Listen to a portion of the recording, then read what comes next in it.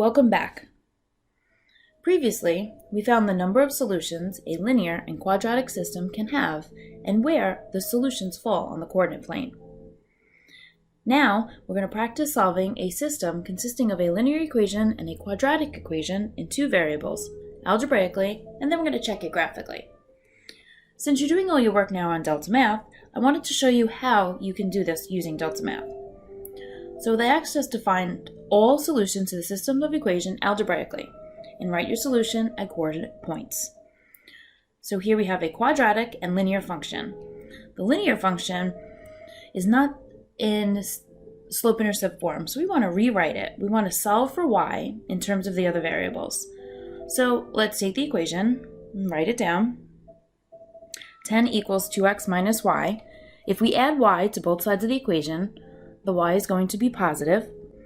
So we have y plus 10 is equal to 2x. Now we want to isolate the y, so we subtract 10 from both sides of the equation.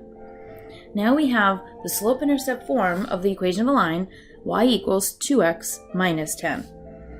Now that we know what y equals, and both equations are now solved for y, we can set the two expressions equal to each other. So we have 2x minus 10 is equal to x squared minus 7x plus 4. What we want to do now, since this is a quadratic function, we want to move all of the terms over to the side where the x squared term is positive. So we're going to move all the terms to the right side of this equation. So I'm going to subtract 2x and add 10 to both sides of the equation. Now my left side is 0, and on the right side, we can factor it and then use the zero product property to find our x values. So we have x squared minus 9x plus 14. We want the factors of 14 that when we add them together, we get negative 9. So both variables are going to be x. Since we're adding them together, both signs need to be negative. So we have negative 7 and negative 2, because 7 times 2 is 14, and negative 7 plus negative 2 gives us negative 9. When we apply the zero product property, we can set each one of the factors equal to 0 and solve for x. So when we add 7 to both sides, we get x equals 7. When we add 2 to both sides of the equation, we get x equals 2. So we now know that this system has two solutions.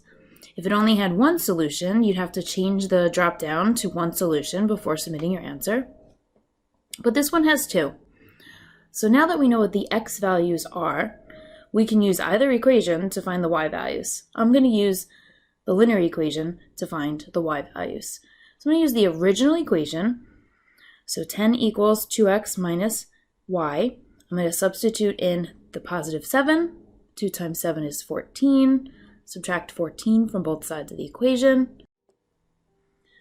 Negative 4 is equal to negative y.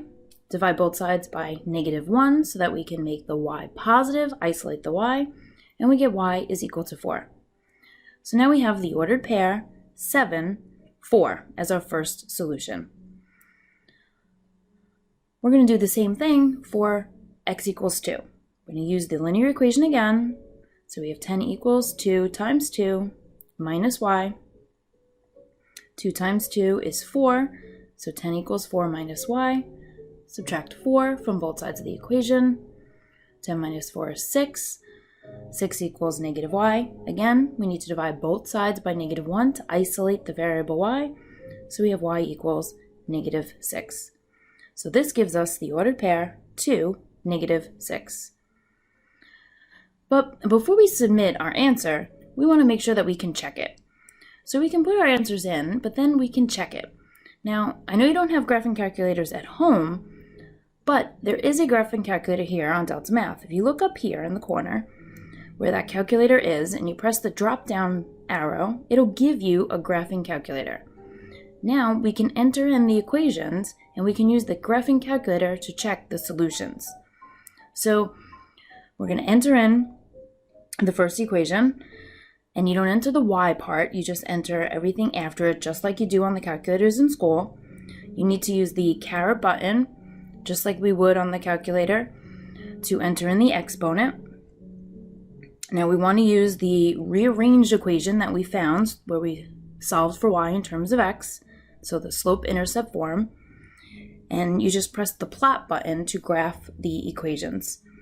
So here it looks like our solutions are correct, but let's just use the graphing calculator feature in order to find them.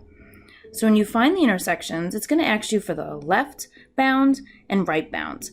So you just need to use your arrow keys to get the green dot to the left and right side of the intersection. So now we know that we found the correct solution.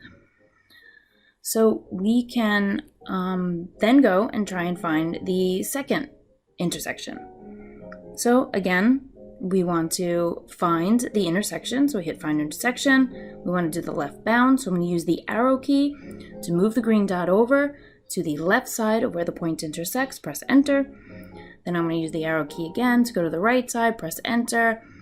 Hit finish, and it'll give you the point of intersection.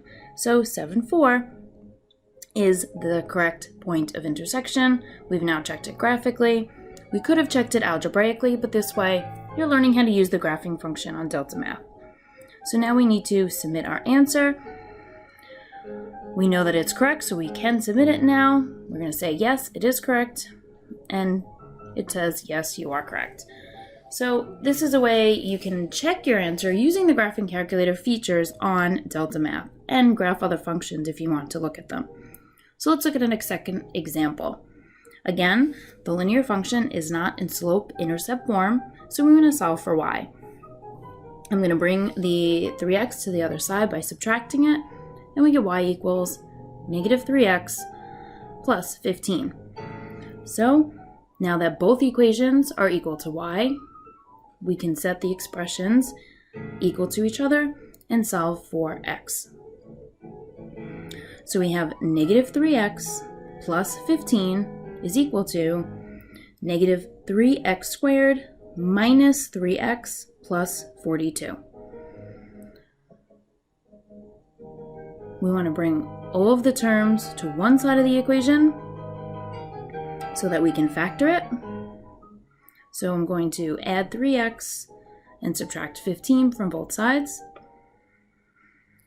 We could have brought the quadratic term to the left side of the equation. That way the x squared term was positive.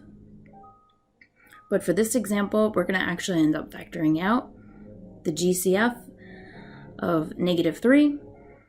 So it didn't matter which side we brought the terms to. So we now have 0 equals negative 3x squared plus 27. Okay, so factor out the GCF of negative 3. And we have 0 equals negative 3 times x squared minus 9. Now that's the difference of two perfect squares. So we can factor that difference. So our solutions are going to be x equals negative 3 and x equals positive 3. So again, I'm going to find my y values by plugging these x values into the linear equation.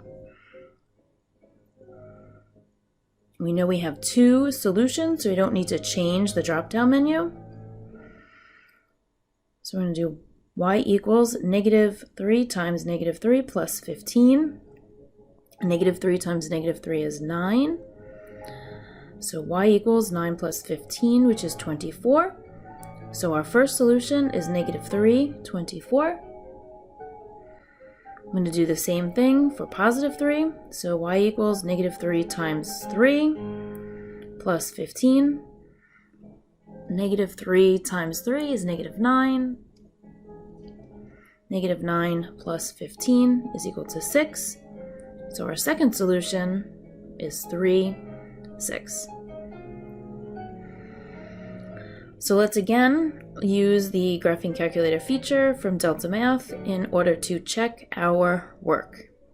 So I've already entered the equations, and as you can see, we cannot see where the point of intersection is because it's off this graph. So notice around the outside you can adjust the minimum and maximum x and y values. So I want to bring it up to 30 because we have to go beyond where our intersection point is, which is 24. We're We're not quite at the top of the graph, but it's okay because we can see the point of intersection. So I'm going to try and find the left bound. Notice I can't see the cursor, but if you notice that little arrow on the top, that's showing us where that green dot is. So left bound, I'm on the left side of the intersection, right bound, and then hit finish. And it gives you that point of intersection, -3, 24. We're going to do the same thing. I'm going to use the arrow key to move the green dot over. Again here, that's the arrow I'm talking about. It's showing you it's off the screen, it's up top, there it is. Okay, we're to the left of the intersection. Now I'm going to keep going so I can go to the right of the intersection and then finish. So the point of intersection is 3, 6, so our solutions are correct. So now, hopefully that gives you a little bit more confidence when you're solving these. You can do them algebraically and check them using the graph, just like you would when you had your graphing calculator. So use the graphing calculator here to help you check your work, to help you solve some of the problems. I know we don't have the graphing calculators at home that we do in school, and this is slightly different. The buttons may be different, but the features are the same. So today you do have an assignment up on Delta Math, so you can go ahead and practice solving systems of linear and quadratic equations. If you have any questions, drop into one of the hangout times. Math allows thinking to happen, so keep thinking.